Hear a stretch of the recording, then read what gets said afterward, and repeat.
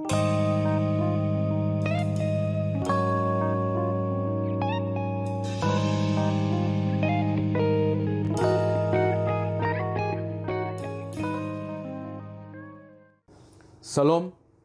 anak-anak hebat. Berjumpa lagi dengan Pak Jo. Kita akan masuk dalam bab pertama tentang demokrasi dan hak asasi manusia. Jadi Pak Jo mengingatkan bahwa pembahasan mengenai demokrasi dan HAM ini merupakan topik yang amat sangat penting. Karena HAM merupakan hak paling mendasar yang diberikan Allah bagi manusia. Sedangkan demokrasi adalah model pemerintahan yang menempatkan rakyat sebagai unsur terpenting. Karena suara rakyat didengar dan dijadikan acuan. Namun sayangnya sering terjadi pelanggaran HAM dan demokrasi. Maka sebelum kita masuk dalam pembahasan hari ini, Pak Jo ajak kita berdoa. Mari kita berdoa. Bapa kami dalam kerajaan sorga, terima kasih. Kami akan masuk dalam pembahasan materi kami yang pertama. Tuhan memberkati kami sebagai seorang remaja, kami bisa tahu benar apa itu HAM dan apa itu demokrasi bagi diri kami. Memberkati kami, haleluya, amin.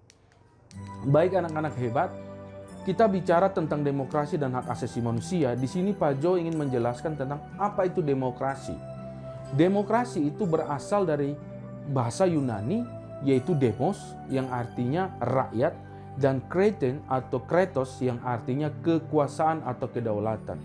Jadi, demokrasi artinya pemerintahan yang bertumpu pada rakyat, artinya pemerintahan dari, oleh, dan untuk rakyat.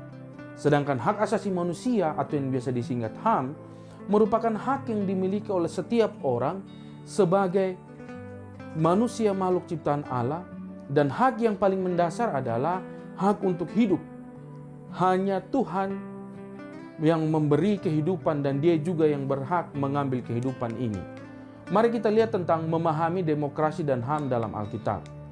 Di sini ada dua bagian firman Tuhan dalam Alkitab mengenai demokrasi dan HAM. Yang pertama yaitu Mazmur 133. Ini berbicara mengenai suatu masyarakat yang hidup rukun bagi saudara. Masyarakat yang hidup rukun seperti ini tentu akan saling menghargai sesama. Mereka tidak saling menekan, tidak menindas, tidak memeras, apalagi menganiaya. Yang kedua yaitu 1 Raja-Raja pasalnya yang ke-21. Ini bicara tentang Nabot, orang Israel yang mempunyai kebun anggur di samping istana Raja Ahab. Bicara tentang bagaimana raja dan istrinya menggunakan kekuasaan untuk menindas dan merampas hak bagi negaranya.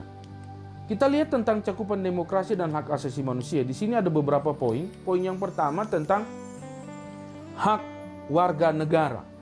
Hak warga negara ini mencakup hak untuk hidup dan merasa aman, ya, dan memiliki privasi, berkeluarga, hak untuk memiliki pribadi dan sebagainya. Ada juga hak-hak politik.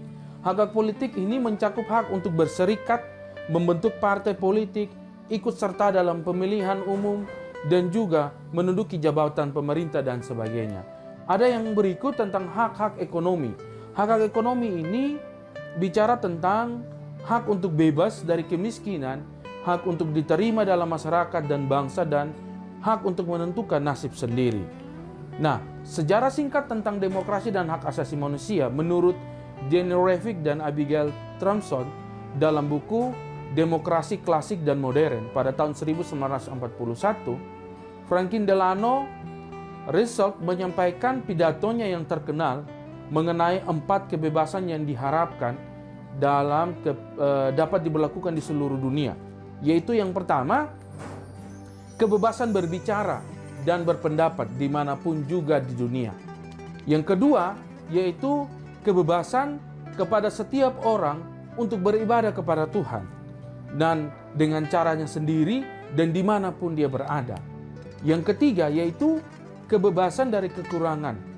Artinya, setiap negara berhak untuk hidup damai dan memberikan kedamaian bagi masyarakat, serta kesehatan yang baik.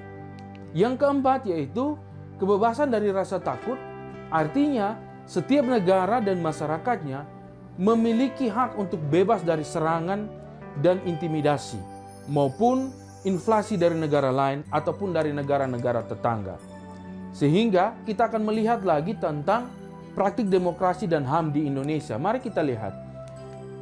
Praktik demokrasi dan HAM di Indonesia itu yang pertama ada pemerintahan Orde Lama, yaitu demokrasi terpimpin. Ada juga pemerintahan Orde Baru, yaitu menerapkan sistem pemerintahan demokrasi Pancasila. Yang terakhir adalah era reformasi, yaitu pelaksanaan demokrasi dan HAM diterapkan secara total. Jadi materi hari ini, Pak Jo mengambil kesimpulan adalah hak asasi manusia ini adalah hak yang harus dipenuhi oleh setiap orang sebagai makhluk ciptaan Tuhan. Dan sebagai remaja Kristen, kalian harus terpanggil untuk memiliki kesadaran demokrasi dan HAM, serta mewujudkan dalam kehidupan. Perwujudan demokrasi dan HAM bukan hanya sekedar memenuhi tuntutan negara, tetapi masyarakat maupun ajaran iman mampu menjadi bagian dalam sikap kehidupan masing-masing. Kita akan bertemu di materi pertemuan yang kedua. Tuhan Yesus memberkati kita. Salam.